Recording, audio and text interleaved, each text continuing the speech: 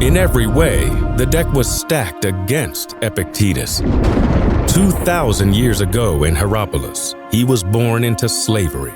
He wasn't even given a name. Epictetus just means acquired one. He was tortured. The fruits of his labor were stolen. His body was abused, like a horse that was ridden into the ground and then put down.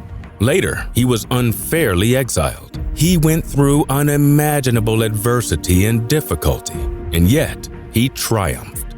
Because Epictetus didn't look at his life as a series of horrors and tragedies, but as a set of endless opportunities.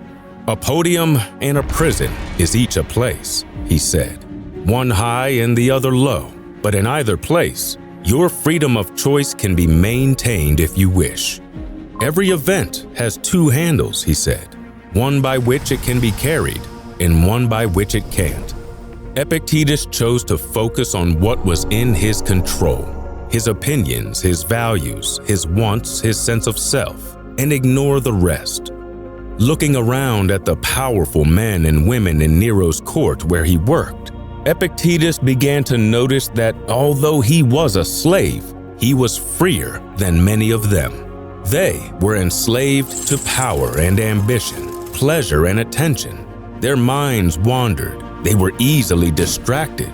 They were wounded by minor offenses and consumed by petty grudges. They lived bad lives. So he educated himself under the great Stoic teacher Musonius Rufus and eventually won his freedom. He himself became a teacher of Rome's brightest students, including the future emperor Hadrian. His ideas made their way to Marcus Aurelius, and suddenly, a man who had so little power was influencing the most powerful people in the world for the better. What we learn from Epictetus is not just sheer endurance and resilience, but the ability to find and make a good life anywhere, in all times. Circumstances don't make the man, Epictetus said. They only reveal him to himself. The Stoics said we are actors in a play. All an actor can do is play their role well and learn to let go of the rest. That's how we must see life.